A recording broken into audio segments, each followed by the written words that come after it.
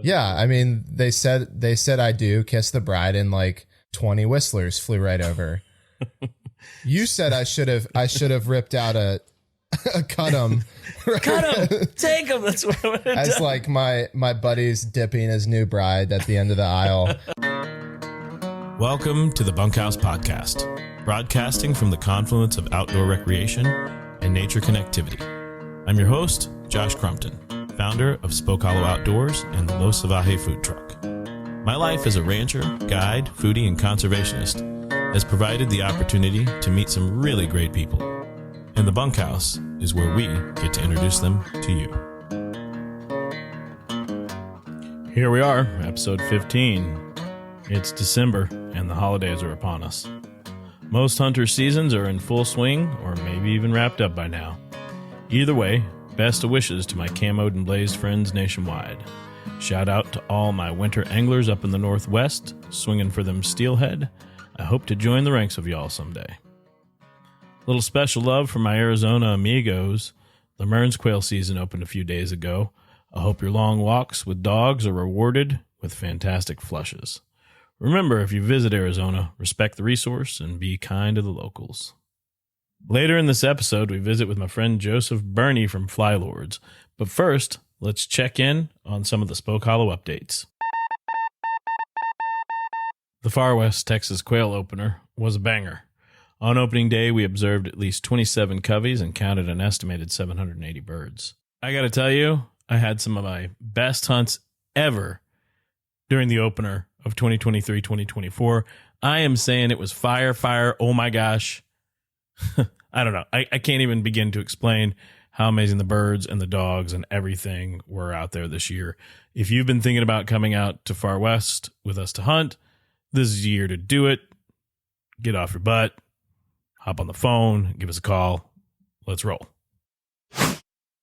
In November, the Dallas chapter of Stewards of the Wild invited me to speak about adult onset hunting at their State of Conservation dinner. The Stewards program membership consists of some of the most dynamic, successful, and extraordinary young professionals I have ever met, and the conservation world is lucky to have the program among its championing organizations. And the Dallas chapter is definitely one of the shining stars. The chapter raised an estimated $36,000 for adult mentorship programs.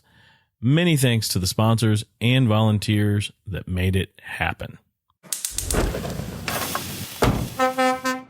Los Salvaje, my food truck out at Desert Door Distilling, is doing amazing.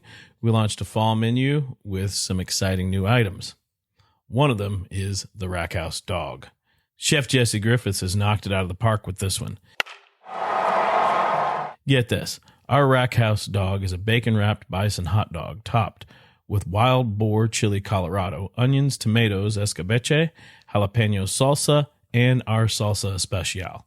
You know, that good stuff we serve on top of the Now Guy burger.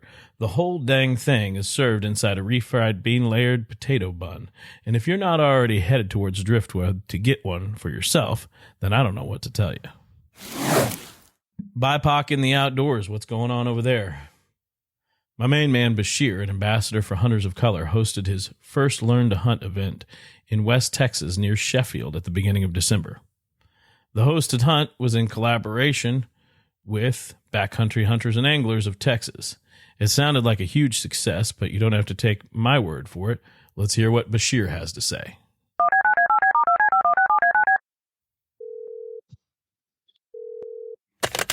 Hey, Josh. Bashir, what's going on, buddy? Not much. How you doing today? I'm all right. I'm in the bunkhouse. Was just talking about your event this past weekend. Yeah, man, we had a great time. We had a camp of about 14 out in West Texas. Right on. 14? 14, yeah. We had 5 new hunters and then some guides from Texas BHA and then, just camp staff to run camp and make it run. Was this the first HOC hunt ever in Texas? This was the first HOC hunt ever in Texas. Congratulations, buddy.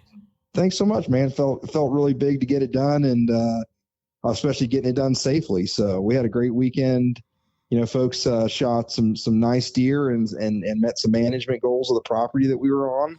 So that felt nice to contribute in that way. And Yeah, I mean, it was really neat to see folks having that experience and being in a part of Texas that they hadn't been before. What was maybe your key biggest takeaway from the weekend? My biggest takeaway was it was just allowing others to teach and to learn, right? We had a great group of guides and mentors that really looked at knowledge sharing and also hearing and learning from the folks that were doing this for the first time. It was the kind of the coolest moment was, Saturday night, we had a lot of deer in the deer cooler and it was time to get to work. And I think folks didn't really anticipate the amount of effort it might take because they hadn't done it before. And we worked pretty late into the night. But just seeing 5 deer cut up at a time is, interesting to see 5 different techniques and some strategies and people jumping in and people asking questions that, maybe don't come to you right off the bat because you've done it a number of times. And so that was, for me, the real highlight of the weekend. Well, this is the first of the building of the community here. Yeah, this is the first hunt in which we as a HOC community came together and spent time together in a non sort of like fun, a non-social event, right? So that was pretty neat to see that happen as well. We had folks from all the way from Amarillo all the way to Houston and San Antonio. So it was a pretty broad spectrum of people coming out of our large cities and some of our smaller cities as well. What's coming up next? So we've got, the hunt with you guys coming up next with Spoke Hollow. Super excited about that. And then we have a duck hunt and another deer hunt, mule deer hunt. And then we'll close out we really won't close out the season. It'll be an aoudad hunt in February. And then we got kind of a hunt that we're working on. It's going to be, I would say, a first opportunity. We're really excited to partner with some of our government entities on this one. So we'll be doing a turkey hunt in the spring and a location to be disclosed very shortly. Man, I can't wait to hear about that turkey hunt, and I can't wait to see the rest of it unfold. Looking forward to having you guys out here at the ranch to enter the uplands with us. Thanks for taking the call. Look forward to seeing you out here soon, Bashir. Yeah, absolutely. Great catching up, Josh. You've got mail. Abby from San Antonio, Texas asks, what type of shotgun do upland hunters prefer? Well, Abby, that's a great question. And though I can't speak for all upland hunters, most of the people I've hunted with over the years prefer a double-barreled shotgun. Primarily, we shoot double-barreled guns because they're the best tool for the sport we pursue. As for the specific reasons, most importantly, a double-barreled shotgun allows for 2 different chokes and shot sizes. A good working example is hunting West Texas, where the birds like to run and flush at a distance. I use my modified choke with number 6 shot for the first volley and a full choke with number 6 or maybe even number 5 for my follow-up shot. Another reason is that break-action shotguns provide superior safety when navigating unstable terrain because of the ability to break open the barrel. Also, after taking a shot, it's most easy to break the barrel and grab my shells and neatly tuck them into my vest, therefore not creating litter. Semi-automatic and pump shotguns tend to toss shells all over the landscape, and they can be hard to retrieve. I'm not saying impossible to retrieve, but hard to retrieve. And my final reason is a very personal one. I just think double-barrel shotguns look cool. Have a question you'd like to have answered? Shoot me a DM on Instagram at Texas_Josh or an email, josh@spokehollow.com.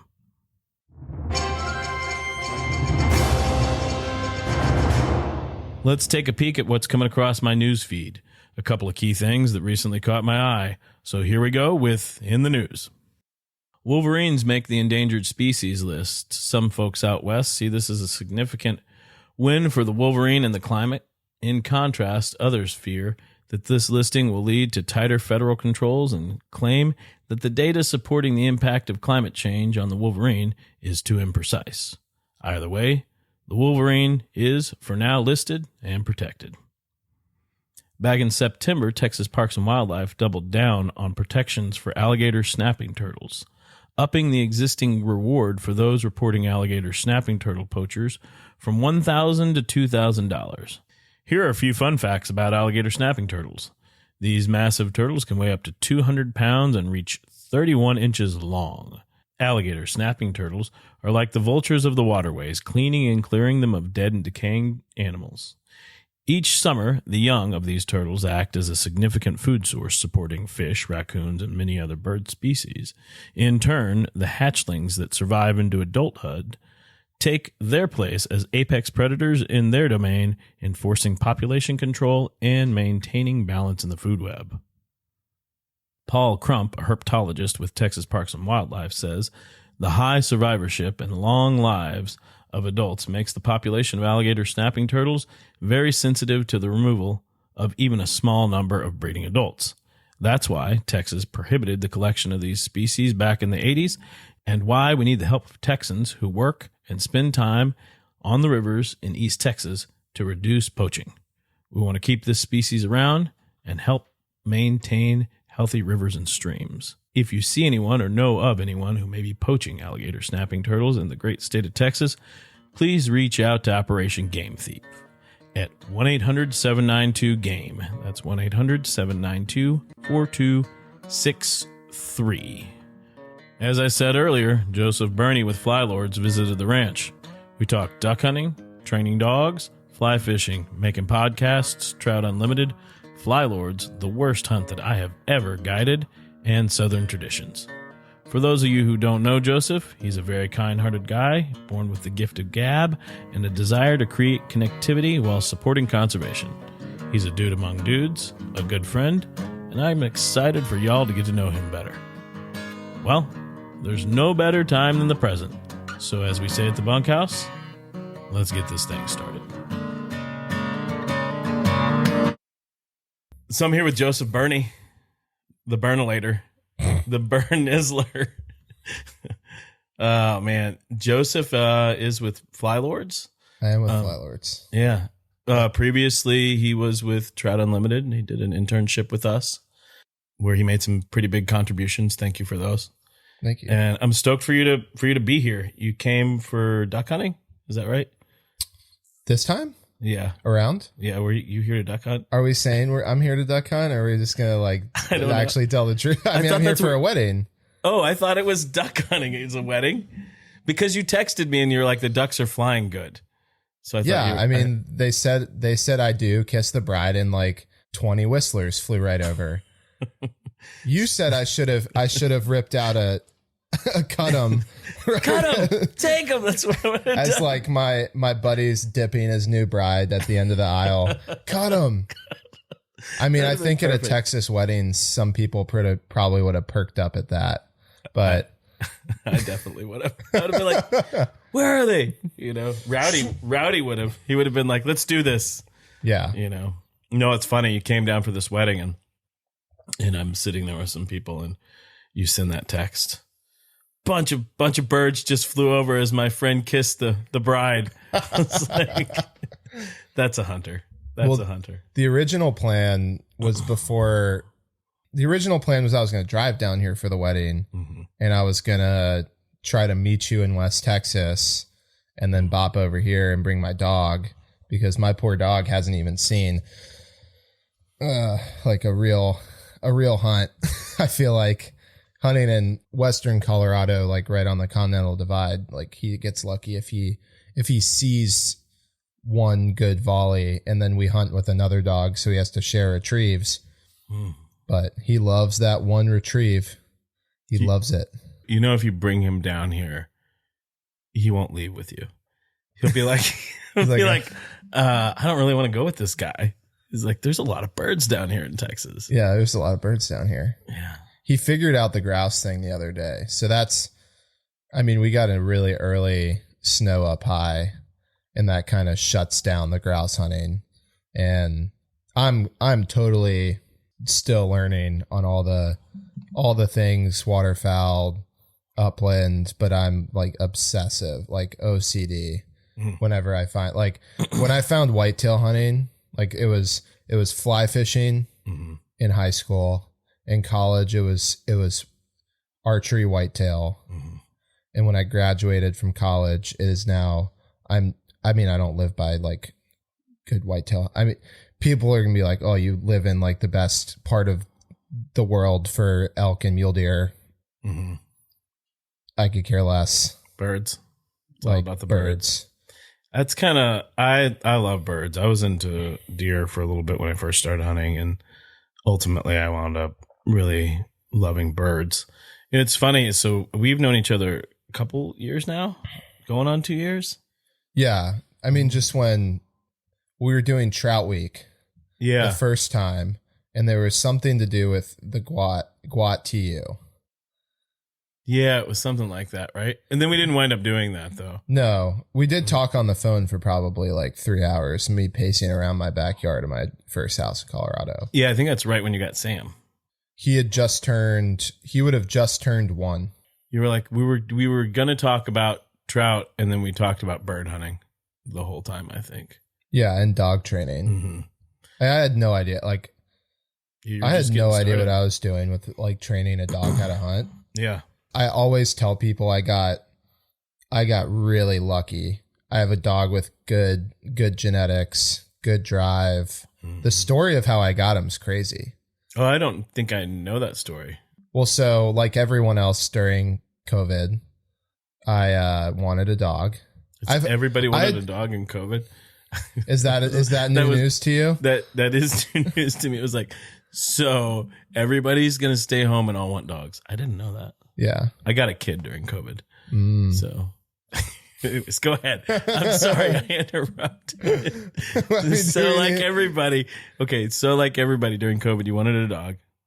Yeah, don't have a dog when you're in college. It just happened to be the correct situation for me to be able to actually like pay attention to a dog. I had a good house, yard, fenced in. My roommate has a beautiful, amazing Boykin who we raised like our junior year of college. We like it took a village on that one. I mean, any bird dog, it's like high energy. Yeah. And it just was the right timing. And I was working down in South Florida all summer. I was like, well, my grandmother always had labs. She had black labs or yellow labs. And from there, I just it's like, oh man, I'll just split the middle. I'll just get a chocolate.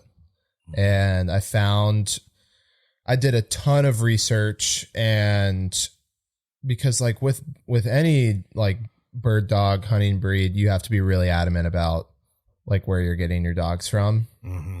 Because there is like, when you tell someone, I mean, especially on a college campus, like I'm buying a dog, they like look at you like you're the devil. Like, why don't you rescue?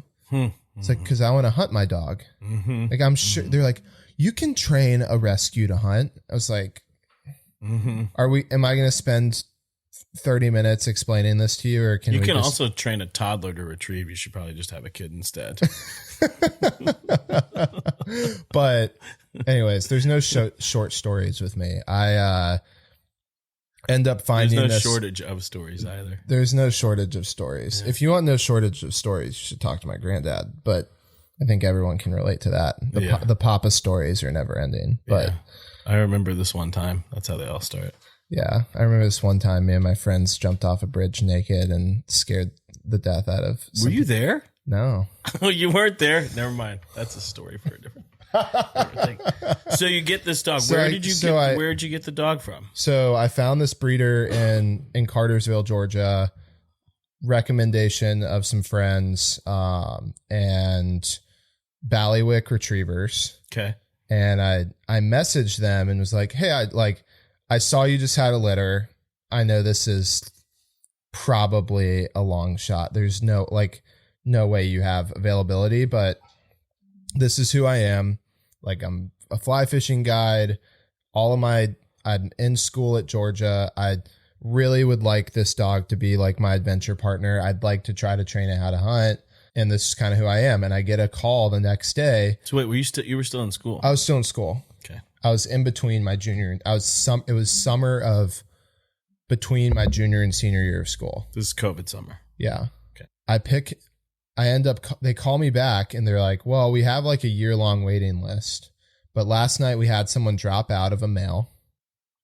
And we told ourselves, we can go through this whole waiting list process. Or if someone within like 24 hours happens to reach out and they're a good fit for, they call them one of our kids, we'll give them the dog. I hope no one on their waiting list is listening to this story because they're not going to like that. Like they have a waiting list and like, they're like, yeah, we just said like, this is how it's going to go. I sent them the money immediately. Yeah. And they said, we'll be doing like the whole thing with the paint on the ears and whatnot to decipher the puppies so you can see as they grow. But like you're getting you have the last choice. Like you're getting the last male. Okay. So their puppies are growing. I'm like, man, the green or purple dog look like, I'm like, you're getting the photo updates. And I'm like, oh, the green or purple dog. It's like, but it doesn't matter. Like I'm going to show up there and the dog that's you're going to there, get what you get. I'm going to get what I get. They grow a little more and they grow so fast at that stage. It's like, oh, that green puppy's cute. Like, and they're like showing the videos and he's not like bossing the other dogs around, like all the things like you try to like in that time period, you're trying to take in as much information as you can and you don't know whether it's right or wrong, but you're just like using every possible resource you can to like judge what's the dog I pick. And whether it was like Orvis or Gundog Mag or like all these other publications. And I'm like, all these like things I've been seeing and reading about, like this dog's kind of in the videos and everything kind of adding up to. And I just couldn't tell, like, you can't tell if they're like how big they are really compared to the other litter, but he definitely wasn't like the biggest dog. Yeah. And I was like, I really want that green dog. And like the pickup process starts happening and. Are you seeing the dogs disappear? No. From the photos? No, they just like. Oh, it's just like happening. Okay. It's just happening because they do it over 2 days. Okay. And so I was the last person on the second day. And I roll up and they've got him out like playing in the yard and it's the green puppy. Oh, nice. So it worked out. You got the dog that you wanted. I got the dog I wanted. He was the like run to the, I mean, he's a smaller American So where'd lab. you go to school? Where are you living at this point in time? I went to University of Georgia. Go Dogs. Yeah. In this point of time, I'm pretty happy. We just absolutely handed it to Ole Miss last night to date when this podcast is being recorded. I was the guy at the wedding sitting there with my phone at the dinner table watching the game. And then and the ducks. Yep. Watching ducks in the game. The ducks and the dogs. Just two of my favorite things. Be mindful of that if you're inviting Joseph to your wedding. Just don't have a wedding during college football season. Like it's really that simple. I mean, it's like no fall weddings. You're in the South. Like, why would you? Or if I guess for them, like they all went to a school that football was like, they went to Baylor. But if I'm getting married, like it will be on Georgia's bye week if it's in the fall, 100%. But I live in Colorado now. I live in a town called Carbondale. Yeah, how'd that happen? So we're gonna fast forward. You got your dog. You struggle through all the struggles that people struggle through while trying to have a dog and go to college. I'm sure that posed challenges. It was not that bad. I mean, it's like I only had class 2 days a week, and I'd made my schedule that way so I could guide on the weekends. Okay, so you're guiding. So I'm guiding up in North Georgia. What waterways? Where you? On the private waters, Sequoia. You can roll a photo carousel of like Sequoia fit. People love to make fun of the Sequoia, but yeah, I loved it. It's a great way, one, to learn how to deal with people.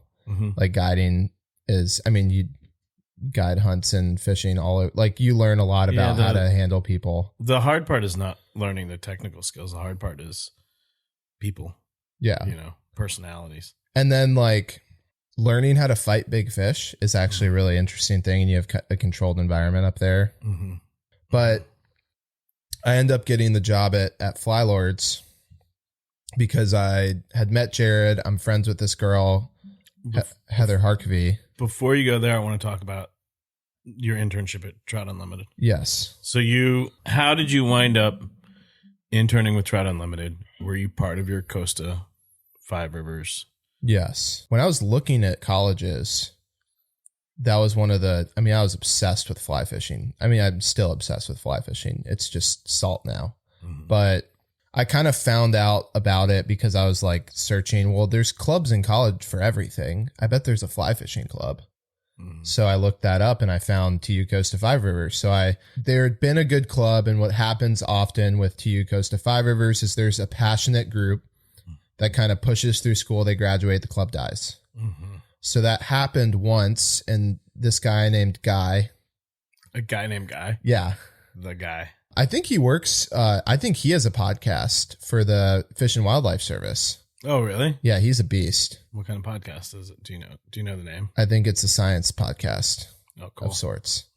He's so smart. He started that club back up, and as a freshman, they were doing club officer elections. I'm always someone that likes to like dig my feet in and get involved with things I'm passionate about. And I was the vice president my freshman year. Oh, cool. And then end of sophomore year, junior year, I was the president of the club. Okay. How many members was it? There were we went from having maybe like 20 people in our like group chat to like 130 in a year. In the time that you were there? Yeah. And it's, I think, one of the larger like TU Costa Five Rivers clubs in the country. And it's not even on trout water. I think that's the one. Is that the one that the Embrace a Stream? That one? No, we won the Silver Trout Award at CX3 this year. Yeah, that's what I was going to say. Yeah. So Guy accepted that with our club advisor, Jay.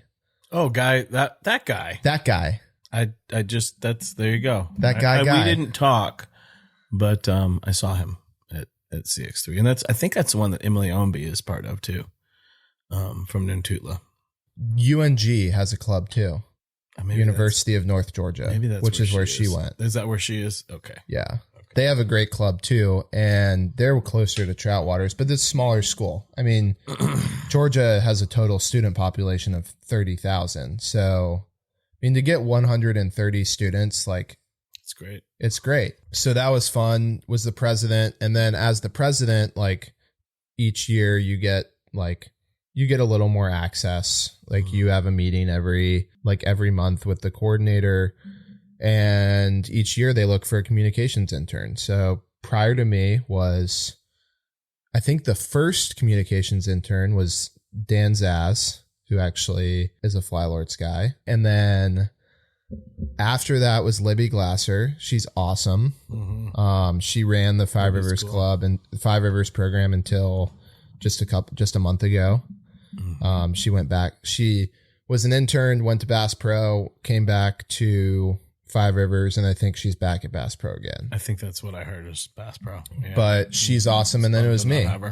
And each intern gets to do like a whole project and that they're passionate about. Did you just say she's awesome and then there's me? You did. You're like, I'm just kidding. But so you came after her? Mm-hmm. When she was not the communications intern, you were the communications intern afterwards. Yeah, after she graduated school. And then my second semester doing that, we brought on another intern named Cliff Watson. He is awesome as well. So communications intern, what does that mean? What were you doing? I was running the Five Rivers, TU Costa Five Rivers Instagram. I was helping plan meetings and organizing certain things like across all the clubs, like the presidents of all the clubs meetings. And then the biggest thing I did was run with Andrew, the coordinator, we ran the, what was it called? It was a nationwide like cleanup, like stream cleaning competition. We had the coolest art made for it too. Who did the art? Slacker Tide. Can't remember the name of the program. Is the program still going? No, it was like a one-time, like it was based off a grant that TU got. Oh man, I really wish It'll come to you. You can just Tourette's it out in the middle of the show when it comes to you. Just blurt it out. But then I also started the Emerging podcast, and that was hard. I mean, it's really hard to like get something like this off the ground and to learn how to interview someone effectively. And I'm probably the worst person to be interviewed because I'm like thinking about what you might be asking next. I'm not just like sitting here having a conversation. That was really like my first episode. Actually, if you look at the chronological order of the episodes, it's not what we like. Chris, when I interviewed Chris Wood was after the Pebble Mine episode, but we wanted to kick it off with Chris Wood, which is probably good because I got the Pebble Mine episode out of the way where I didn't know what I was doing, which was still really great. And then got to interview like Chris Wood. He's a good interview. Yeah, he's amazing. He's an excellent speaker. Yeah, he's like and he like cares too. It's not like he hops on and like kind of goes through the motions, answers your questions. I mean, I've listened to a few podcasts with him though. He's definitely got like his stories down. Like the story of how he like got into curious about conservation, like going the salmon story. Yeah. I mean, but it's genuine. It is. I mean, it's the truth. It's a story. It's how it. It's really cool. And but he does a lot of usually before he shows up places. Chris Wood knows who he's talking to when he shows up. That's what I'm always impressed about. Is when you meet him, if it's a planned meeting, he will know things about you. Yeah, already. He takes the time to do his research. Yeah, which is good. I think that's important too. If you're like, that's something I learned when I was doing the podcast. Is I didn't want to just like hop on and ask a basic set of questions. I did a lot of like before that, and and then figuring out like the post-production stuff and mixing and how to record things off of like the Zoom call. And it's like I just kind of used YouTube and taught myself, and then had some really fun guests. I mean, the goal was to have younger people or influential people in the conservation fishing space, like had the back before, or I guess it was when Outside was still running it, but like had Paul Nicoletti on there, who was OG fly fishing film tour, and then was at Sims, but this was pre-Sims. And like we had Casey Sheehan, and we had Jared, which is how I met him, because he's an alumni of TU Costa Five Rivers. And then I passed the podcast, like I graduated from school.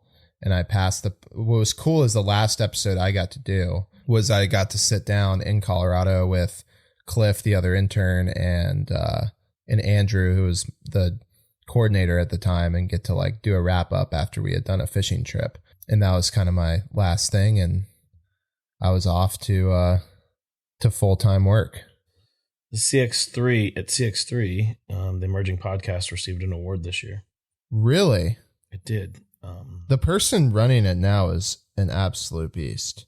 Yeah, she's the one who received the award. What I think is cool is like now it's more the direction the interns that have taken it over now is it's interviewing a lot of students and a lot of young conservation staff, which is kind of the like initial goal. I think the heavy hitters that were on it the first year kind of set the stage of like why young people are important to conservation and the future of our fisheries. It's a good podcast. I haven't listened to enough of them. I listened to a few of the early ones after I met you, but I don't like podcasts. So I feel like you drive enough to where like you would be a frequent podcast listener. I listen to a lot of audiobooks, and I talk on the phone a lot when I drive. Yeah. That's like when I catch up with people. Those are my like long, deep dive conversations. I could probably record a podcast. You don't talk to people, you visit with them. While I drive. It is visiting. It is visiting. Someone that is great. Such a It's Texas. Is that a Texas term? Visiting with people? Yeah, I guess we'd say that. But I feel like is that not outside of Texas? No, because we definitely say you're the only person that said that to me until this weekend when the bride's aunt came up to me and was like, "You'll need to visit with my father. He loves fly fishing. You'll need to visit with him." It's yeah, no, we. Say I kind of did a double take I was like, I've only heard one person say that. And it's like, we need to visit on that. Or you need to like, Yeah. Yeah. I love it. It's good. I mean, I guess maybe that is a Texas thing, but I think that, you know, that's different than talking too. It's like it's a deep level like we're going to sit down and jaw wag, as my friend Chris Cantrell likes to say. But I visiting is, I think, more intentional than jaw wagging even. It's like you're going to get intimate. You know, jaw wagging can just be like, it could say very superficial. Visiting is like, you're going to get to know somebody in the conversation. You're going to talk about meaningful things. So after emerging and after your TU internship, was that the end of your senior year? Yes. You graduate and just pack your stuff and move to Carbondale? Is that how that went down? I mean, almost that. A good friend, Heather Harkavy, she's the executive director of Fish for Change, which is a really, really cool nonprofit, like student program in fishing. I really wanted to actually intern for her instead of TU. That's okay. But her and I became fast friends, as many people do with Heather. And she now is the lodge manager at Abaco Lodge with her boyfriend, Brett. That's a cool gig. Yeah. She's also still doing Fish for Change. But she told me she lives in Carbondale too before she moved to Abaco. And she's like, oh, well, like I heard Jared's hiring. It's like, oh, great. I interviewed for him for a podcast like a month ago. So I send him I'd write up a cover letter, which is when you're applying to a job, like write a custom cover letter for the job you're applying to. So like write a cover letter, submit my resume and email him, said, thank you. Like I'd already thanked him. And I think for every guest I had on the podcast, I would write a handwritten note and I'd tie a fly and I'd put it on the corner and I'd send it to him. Oh, that's cool. Thanking them for coming on the podcast. Jared's probably gonna be like, you never sent that to me. I'm pretty sure I did. Probably got lost in the mail. But I emailed him. Was like, thank you again for coming on the podcast. I graduate in May. I'll do anything. Here's my resume and cover letter. Like, look forward to hearing from you. And they were hiring. I went through the most ridiculous interview, like, and knowing Jared now and how he like makes decisions, everything's very much by committee, which is really really fun to work in a place where everyone's opinion matters. But my interview process was long. So I'm like, all right, I don't even know if this is going to happen. And eventually in an interview, he's like, all right, well, would you move to Carbondale, Colorado? And I was like, I have no idea where that is, but yes, like, sure. Yes. That sounds great. Like then after the call, after I had agreed to it, I looked it up on Google Maps and I was like, learned how expensive it is to live there. You're like, I also like, what's funny is Jared kind of sees me as like a hard negotiator. And I mean, that's kind of like part of my job. I have to be like, but I was so excited about the job. He's like offered it to me. He's like, this is how much I'm going to pay you. And I was like, yes. Like on the call. I didn't do the whole, like, let me think about it. I accepted the job offer to Flylords, moving out to one of the most expensive places in the country and everything. Cool. And I like the next week, like packed up a U-Haul and moved out to drove out to Colorado. Had you lived in Georgia your whole life to this point in time? My whole life. And you're pretty close with your family. I have a modern family. You do. And but I'm close with my family, definitely. The house I lived in from when I was born until I was like in high school was like I walked through the woods to my granddad's house. He's a very important person to me. And spent a lot of time over there. Your mom had a restaurant. My wife said that she ate at your mom's restaurant. Yeah, that was before I was born. No. So the restaurant was before I was born. My mom's an amazing cook. My wife ate at your mom's restaurant before you were born. Correct. Good Lord, you're making me feel old. Jesus Joseph, Mother of Mary. She had a restaurant called Trabian in Decatur, Georgia, and she's an amazing cook. But it was like a French bistro, homemade cookies every day. Like it was kind of like excellent. Yeah, it was the cookies got put in the newspaper. But yeah, I mean, family's really important to me. Here's the thing: is like, so you bring up like in Texas, we visit with people, but the southern and particularly the southeast is full of customs and culture. And I feel like my friends from the southeast really, there's a decorum. For instance, sending a handwritten thank you note with flies tied in it. The suits that you wear to things. Knowing how to swing dance. Like these are all I miss it so much.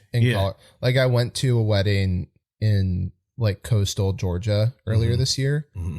And like going to the like welcome party for the wedding, and everyone's in their slacks and their like bright button downs, and it's like a summer. It was like a spring wedding in coastal Georgia, and it's like you're wearing loafers and khaki slacks, a nice button down, and a blazer, and and then the women wear like flowery dresses, like things, like people just kind of carry themselves a certain way. And I'm not saying that people in like out west don't do that, but like you can walk into any, like Colorado just got their Michelin guide. You could walk into one of those restaurants that got a star in a t-shirt. And yeah, no, Colorado's not the West does not carry the same way it does as Southeast. It doesn't have the cultures and customs. And I think that's part of what the West is people running away from culture and custom. I mean, that's how the West was founded, was people who were like, oh my gosh, here comes progress. I got to go a little further west. Oh my gosh, here comes progress. And that's further and further until they hit the Pacific Ocean. They were like, oh shit. And then they got really messed up. then shit got weird. Then it was like, here it comes. Well, and that's why the culture of like California, the far west, is like, as anything goes as possible and as out there as possible, because those are where your non-traditionalists are.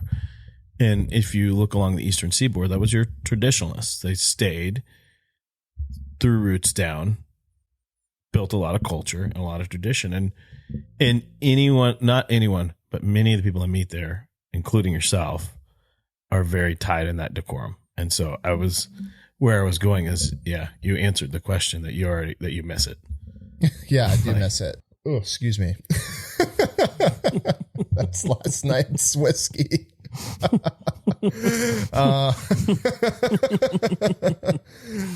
I mean, I'm crossing my legs because I'm going to be dealing with the dads later. You know what the dads are? I don't know what the dads. Oh boy, I can imagine. It's an acronym.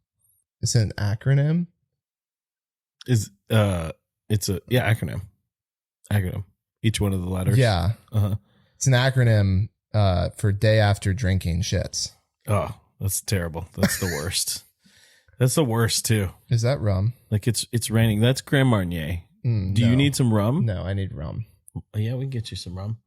How about that Frigate 15? Yeah. I'm gonna drink some of this Willet whiskey.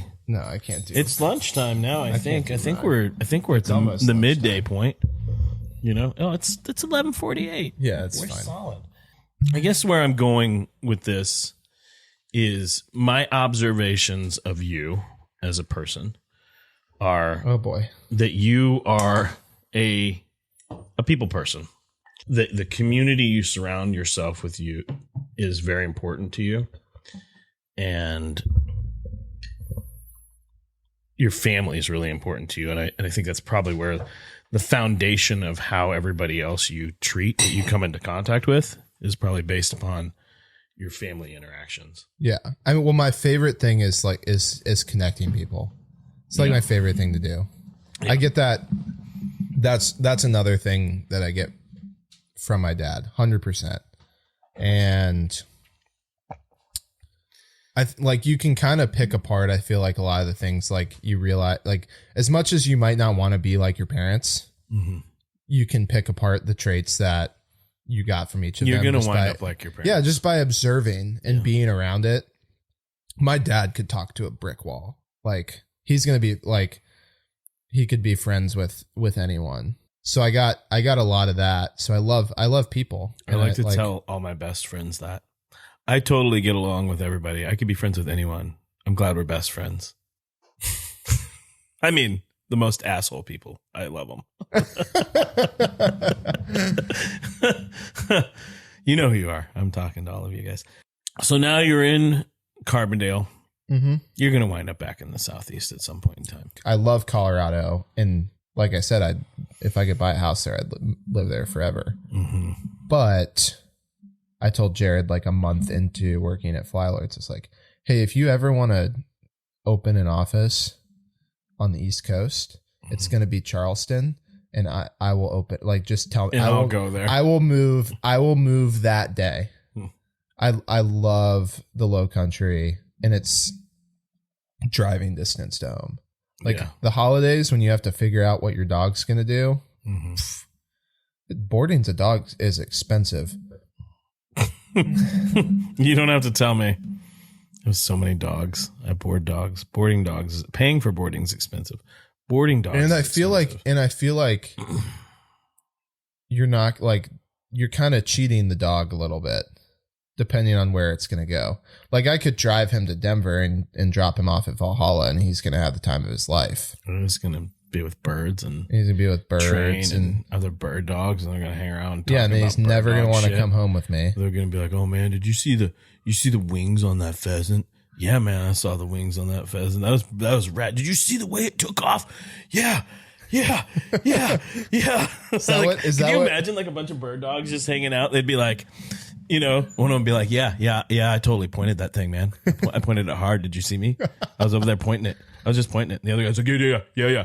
I flushed it. It fucking went straight up in the sky. Did you see it flapping? Yeah, that was my. I'd love to hear him talk. For sure. I want to be like, I just want to know. I want to know what Sam is thinking when we're in the duck blind. Because why did my dad miss that bird?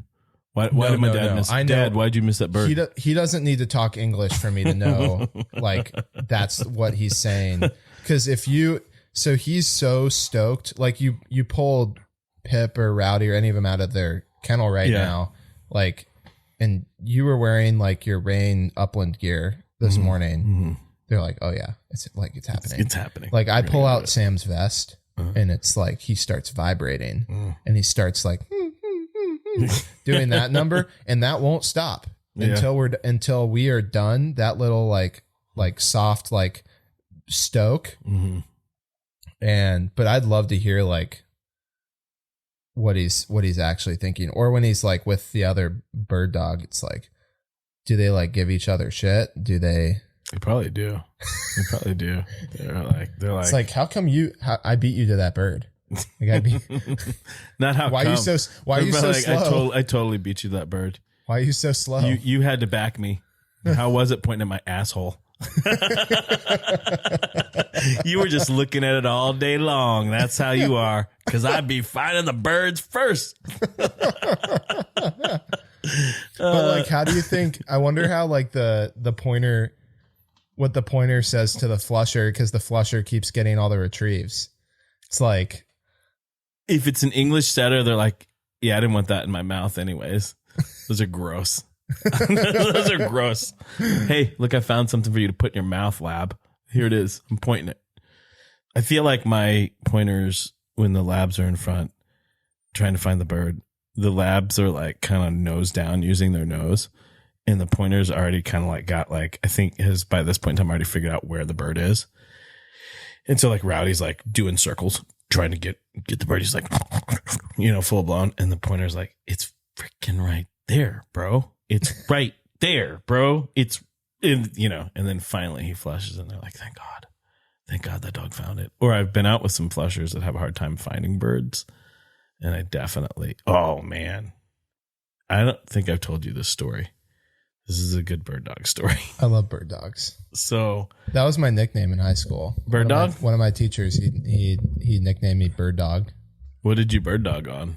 You must have been like into like. Well, so no, he this guy is amazing, Dr. G. He had this vet club. Okay. Like most coveted club in high school. Like I neutered, a vet club? Yeah, I neutered animals as a high schooler. Oh. Who knows if it was legal or not. But like I neutered his Great Pyrenees. I don't know if this is legal, but it's pretty rad. Pretty rad. So, but the point of the nickname thing, he was a nickname. Like there's nickname people. Yeah. That was like, I guess Berney Bird Dog. Bird Dog. Bird Dog. I like that. Bird Dog. Bird Dog. That's pretty good. Yeah. So I have this couple. They asked me, they come to hunt and they're like, can we bring our own dogs? Oh, great. And I was like, yeah, sure. What kind of dogs are there? And they're like, they're Munsterlanders. And I'd never really hunted with a Munsterlander at that point in time. And so, what does a Munsterlander look like? Oh, here, we'll look one up real quick and I'll show you one.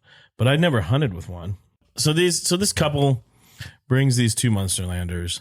Pretty dog. And I go out there to hunt with them. Neither one of them have e-collars on. They've got bells. And so right from the beginning, as soon as the dogs hit the ground, mom, dad, son all give the dog a different command. I'm like, oh God. I'm like, oh boy, here we go. Dogs tear off into the field and just start bumping birds everywhere. So we start hunting and the dogs are bumping everything as we go. Yeah. And the mom's yelling at the dad, and the dad's yelling at the mom, and the kid's yelling at the son, and the kid's yelling at them both, and they're all yelling at the dogs. I'm just like, what planet have I landed on?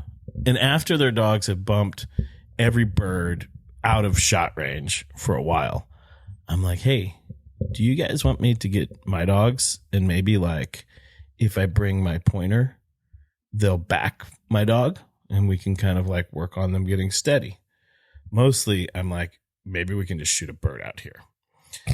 And so you're politely telling them, yeah, like, let's get my dog. Yeah. This is very early on in my career guiding. And that's such a, now I would just say, I think you should put your dogs away. If you I don't even know birds. if there's an equivalent to that in fishing, where it's like, maybe it's like, I want to, like, if you're, no, there's no equivalent to it. The equivalent is like, I'm only going to catch a fish on a dry fly. When you're on the San Juan. Yeah, exactly. And you're like, at some point in time, you're like, I think maybe we should put some nymphs on. Maybe let's just throw a nymph rig. I don't know. Maybe let's get in the game. Yeah, exactly. And that's kind of where this was. I was like, it's kind of like, could we tie a dropper to your dry? Like that's where I was at. I was like, I understand that you want to shoot these birds with your dogs, but maybe we should bring a dog that this might actually happen with. So my dogs come out and it is just like, immediately my dog slams a point and like stands there and is waiting for us. And their dogs are like off running, I don't know, 50 yards behind us somewhere doing some BS. And the couple's like, man, that's amazing. How do you get them to do that? Like, and the best part is it's bells. There's fucking bells going all over the space. I'm like, at first, I'm like, you see that e-collar on them? It's a good step. So my dogs are on point and we kind of get to a little bit of success. We have a couple of flushes where we actually make the whole thing work. And then we finally like get to this place where we're out. One of my dogs is on point and this Munsterlander takes off into the woods. Ding, ding, ding, ding, ding, ding, and there go the bells. And it's like just going off into the woods.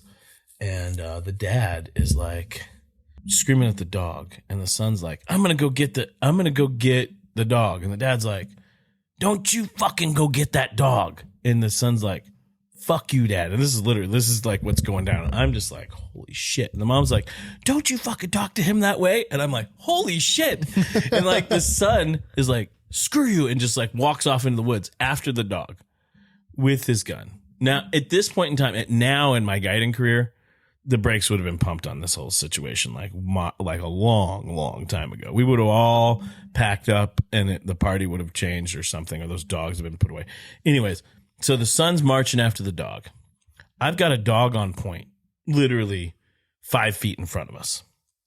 I've got a couple shooters there. I know where the son is. He's back, like, safe direction away from us. I'm like, hey, look, I'm going to, we wait like 5 minutes. The bells stop. They disappear. I'm like, hey, I'm just going to flush this bird real quick. And the dad's like, oh, fuck you to me. He's like, I need to get my dogs in on this party. And I'm like, okay, well, we'll get your dogs in on this party.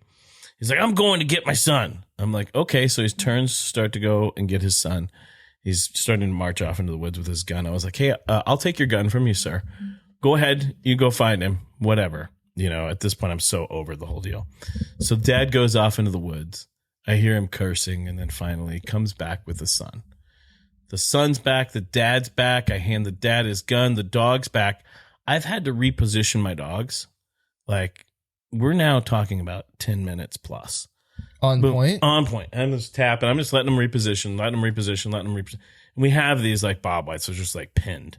Yeah. And, like, and my flushing dog is, like, losing its mind. They're all the dogs are looking at me like, what the fuck is this? Like, what? Who are these stupid dogs? What's up with these people? What are we doing? Like, I don't understand this whole part. They're like, that is one of those times where I could look in my dog's eyes and I could see that they were judging me, and they were like, where did you bring us? And what is this dumb shit? So the dad gets the Munsterlanders there. I like turn. I'm like, okay, are you guys all... And the Munsterlander runs in and blows the birds out before anybody's ready. Right there in front of us. 15 minutes for this dog to get brought in to flush the birds before everyone's ready. So, anyways, I don't know where we started with that, but I think the point was that was the one point in time that I could see and I could hear everything going through my dog's head. And it was all like, we hate you and we hate this. Freaking dogs. Sometimes you have talkative dogs. Mm-hmm. Like Sam's talkative. Mm-hmm. He lets you know. He lets you know with his eyes. Mm-hmm. He lets you know with his body language. It's hilarious. I mean, he like 100% what he's feeling and his feelings towards you. Yeah. So you got a story? Well, I mean, where I figured out like how he could judge people was like we were in college. There was this girl that came over that like wanted to say hi to one of my roommates or something, was in town. We knew she was like crazy, and Sam would not go near her. And not 20 minutes after she left, one of our good friends who he hadn't met yet walks in the door, immediately like pumped and like all over her. It's like, dogs know. This is a really good tool. So you left Trout Unlimited. You finished your internship at Trout Unlimited, and you moved to Carbondale, and you're working for Flylords. And you were aware of Flylords before you started working for it, I'm sure. Yeah, when I was in high school, they did this thing like early Flylords. Jared would have people take over like the Snapchat. Do you know what Snapchat is, or is that too old for that? You've got kids. I know about. You've got kids that probably chat. Only communicate via Snapchat. I know about snapping. But you used to be able to take over the Flylord Snapchat. I did that as a high schooler a couple times. Oh, you did? And even this is actually a really funny story. And Jared still has the email in his like in the flylords@gmail.com email, which he doesn't use anymore, but for those who like might just for some reason want to email him, because I just dropped his email, but the email's not in use anymore, but we have access to it. Like as far as like what the emails he got were. And when I was in college, photos too. I have a lot. When I was in college, they were doing a trip to Cuba. Okay. And they were looking for some people to fill spots. I think the the operator of the lodge wanted for them to come down and film, wanted them to bring some paying guests. Okay. So they put out, like, when you do something like that and when you're filming, we've learned, like, and by we, like Jared and Max, like, so Jared, the founder, Max, our creative director, have gone all over the world filming and have become really good at getting into, like, a lodge operating as normal business and them still getting the story and the place and the people without interfering with other people's experiences. This lodge just wanted, like, us to bring down people we knew. Okay. So they put out, like, a casting call, kind of, but just like, come to Cuba with us. Okay. There was nothing about on this advertisement that you had to pay $4,000. So I put in, like, an application. I get an email from Jared. I get picked, and I'm like, oh my God, I'm going to Garden of the Queens, like, with Flylords. This is going to be amazing. And I get to the bottom of the email and it's like, yeah, so you just need to pay $4,000 and you'll be able to come. And I was like,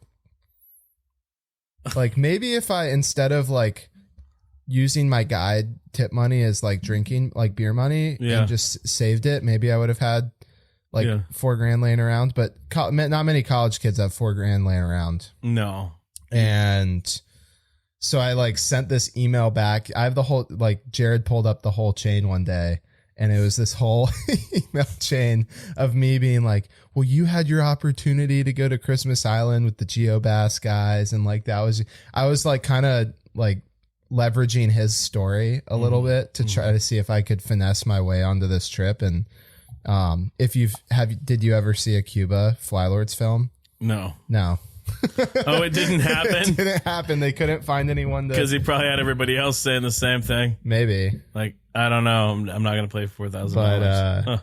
But yeah, that's pretty funny. But so I was familiar with Flylords. Like, when I was getting into fly fishing, I had, like, used every online resource I could to learn about it. And Flylords was the main one. Instagram page, everything. And here I am. I think we talked earlier about, like, how I applied and somehow got hired out of college. I know that part of your responsibilities is doing the Men of Fly Fishing calendar, but outside of that, what else do you do at Flylords? The Men of Fly Fishing calendar. We're gonna do that for April Fools. You just gave us our April Fools. You're welcome. You're gonna be in it. Josh Crumpton, Trout Unlimited board member. Yeah, well, I'm wearing a Brook Trout pattern banana hammock if I'm in it. That's what's happening. Matthew, can you Photoshop? I don't need. I'll just send you the photo. You know, it's my official title is brand partnerships director, but I mean, we're small. Like, I don't know what people's outside perception of Flylords is, but it's small. There's not a lot of us, and everyone kind of just does what needs to be done to achieve kind of the goals of the business. I mean, Jared started this thing when he was in the basement of, like, well, no, in his college dorm room. It's like one of those stories, but it's like the same mindset kind of exists still. Like, we have titles. I think most of my job is working, like, any magazine relies on advertisers to get paid. But our thing is, like, no matter what we do with someone, whether it's Sage or Orvis or Sims or Yeti, like, we want, even if it's like an advertiser wanting to work with us, it's the content still needs to be authentic and organic looking and accomplish our mission. Like, anything needs to be either inspirational, educational, or conservation focused. It has to be one of those three things, because our mission is to inspire people to get out in the outdoors and to conserve those places. So if it's not inspirational, educational, or conservation focused, like, those are the three things that come out of that mission statement. Mm-hmm. And I mean, there was a time when Flylords was a lot of grip and grins and stuff like that, and some people still see it that way. Mm-hmm. But I think internally we're all really committed to making sure that, like, the sport grows and expands, and, like, everyone is able to enjoy it or learn about it. Like, you don't need, I mean, I didn't have grandparents or parents that fly fished or hunted.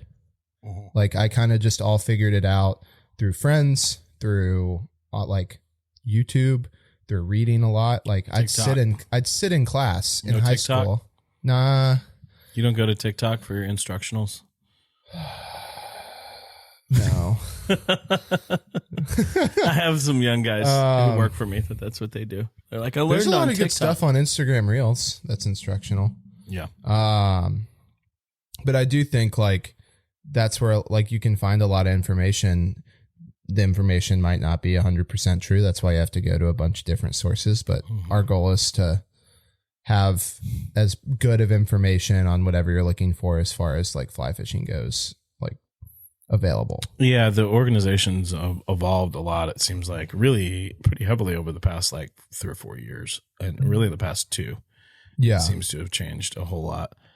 I'm surprised to hear you guys are small. I always thought that you guys had like a 10-story building in downtown Denver with a private stream running through it. No.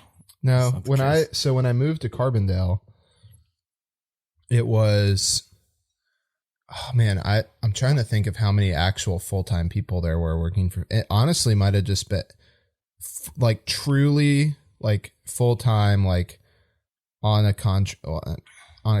Maybe it was really Pat Perry, myself, Wills Donaldson, and Jared, who's the founder, and Dan Zazworski. But like, there's a lot of people that aren't full, like Flylords is the only thing they do. Right. But it was me, Jared, and Wills living in the same house, working in that house. All the same friends. Small town, Carbondale, 6,000 people. Yeah. Work together, play together. Yeah. And live together. I mean, that was really, really cool experience. We were very close. Our friends hated it because work never stopped. But then eventually we all moved out of that house. We have an office now.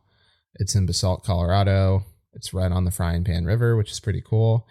Speaking of Fly Shop Tour, that's where you're just coming off your stint.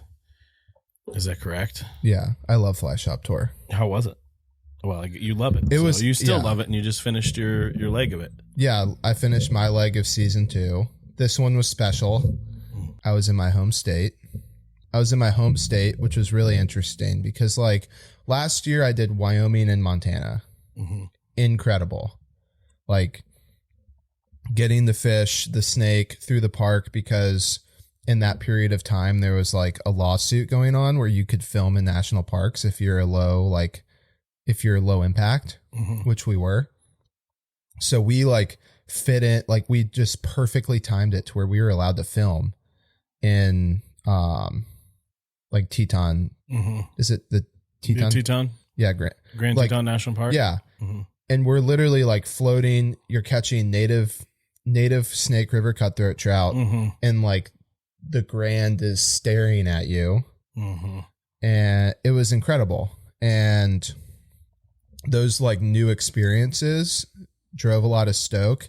I'm a pretty even keel person. You've seen me like get really excited about something, but there's a lot of times where I'm when like, you shot a blue quail. Yeah. There's a lot of times, and most of the time I'm like, it's genuine, but I'll just be like, that's funny. Or, oh, that's like, oh, that's really cool. And I like this year we're on Fly Shop Tour, and Junior Delator and Marcus Mazzola, who were the camera people through South Carolina, we're like, I'm Joseph. That's cool. Yeah, that's really fun. This has been a great time. It's like, I'm sorry I don't get like, if I get like super, super fired up about something, like it wouldn't be genuine to me. But like that new experience was that the first time you fished out there? I'd fished in Wyoming before, but all the fisheries I fished in Wyoming and Montana when I went to those states were totally new. Okay. So I go to Georgia, which is my home state. It was really interesting to try to like stay really excited and stoked to show people my home state when I was so comfortable. Like I'd fished all those. You'll see like when we go fish for shoal bass with Unicoi, I get like super fired up because I'd never done that. And But then like we got to highlight some certain things that were really like highlight my home fly shops. And like the whole thing with Fly Shop Tour is there's nothing like that anymore in the outdoor space. It seems. Yeah. Like REI and Shields and Bass Pro and Cabela's and like Dick's Sporting Goods, what like Academy. It's really hard for, and even Walmart, it's really hard for a small specialty retailer to survive. Yeah, it is. And they got to do it with culture. Yeah. Culture and community. So the cool thing is like getting to highlight these shops, not only as like a place of retail, but they're a cornerstone of their community and like the conservation efforts they support and the community they foster through tying nights or whatever they do. They're a hub for like-minded people in a community. Yeah, the good ones seem to be places where you want to hang out and you want to spend time. Yeah. The really great shops. And the cool, like we had this idea like last year we put together a Fly Shop Tour like in like a month. Like we funded all, like we don't make money on that project. Like it's so expensive to put on and we like, but it's so important to tell those stories. Yeah. And I think like project. Rockies was cool. That was really hard. There's a ton of fly shops. And then the South, I was like, oh, this is going to be a piece of cake. Like we're just going to, whatever shops exist, we'll just plan it out. And I know most of the shops anyways, being from down there.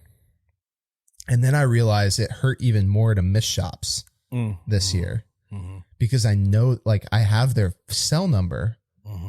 Like, we had to miss Boone, North Carolina, just with how the tour went. We had to miss like the fly. Like, I can riff off the names. Is this your open apology to them? I think I've called all of them personally, though. Yeah, that's good because I've heard it's been a big talk. Oh yeah, around I'm sure. The water cooler. Flylords hate me. Flylords I don't know what hate I me. ever did to Joseph No, Berney. But the events are really cool. Like that. That's a really fun part of the whole thing. To see the community come out and raise money for a local nonprofit. Like Flylords isn't cool enough to like go somewhere and like, oh, come meet the Flylords crew. It's like, no, we're just normal people that like fishing and like to tell stories. Like there's no reason we should just like, oh, meet and greet Flylords. Yeah. Great. So that's why you have this Great. sort of Like, fundraisers and stuff. Well, it kind of comes back to everything we do has to align with the mission.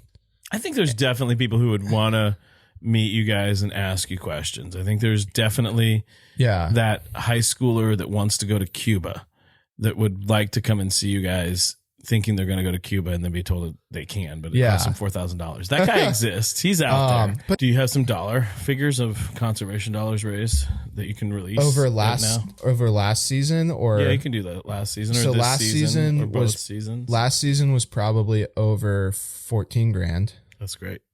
Yeah. And That's all awesome. going to like local specific projects. Speaking of new things, you went and shot with my friend Steve, who has been on the podcast, but that podcast may or may not have aired when this podcast airs. But I don't know. You could get a podcast with Steve on it, Steve Irwin, who does the astrophotography classes here at the ranch. And it was his first time shooting. And so you got to kind of be part of first time shooting a shotgun. You got to be part of that. And then his wife Dee and him wanted to extend a new experience to you by letting you try Dee's motherfucking fluffy cakes. A fluffy so cake. we have some fluffy cakes here. You're going to see like on the, I've been eyeing this up. Yeah. So these are, you know, so we were talking about how you could call this a marshmallow, but it wouldn't do it justice. And this is the caramel version. And I've had caramel or caramel? Caramel, tomato. Caramel. You can't even ask Google that. It'll tell you both are right. Caramel. Was it pecan or pecan? It's pecan pie. Oh shit! Really? It's pecan pie. It's a pecan. Georgia. It's pecan All right, well, pie. let's eat these. Okay, yeah. You can't keep me just staring at it. But look, but like, okay, all right. It is a fluffy cake, not a marshmallow. I just want to let you know. It's not a marshmallow. Are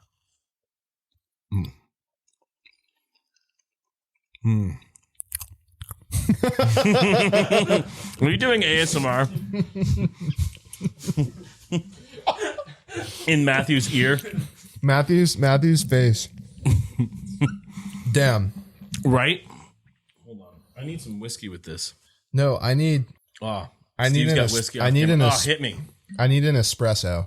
Ooh, yeah, that'd be good too. Oh, With whiskey? mm-hmm. What do you think about the fluffy cakes? Are you coming to these motherfucking fluffy cakes in Whiskeria? Is it a Whiskeria? Whiskey distillery? How do you say distiller? How do you do distillery and fluffy cakes? What's the word combined? Fluffillery. A fluffillery. A fluffery. Yeah. If I worked there, would I be a fluff boy? Get fluffed. I'm just saying, I think we're teetering on a wrong industry here. Yeah. Anyways. That was delicious. Thank I you digress. for bringing those.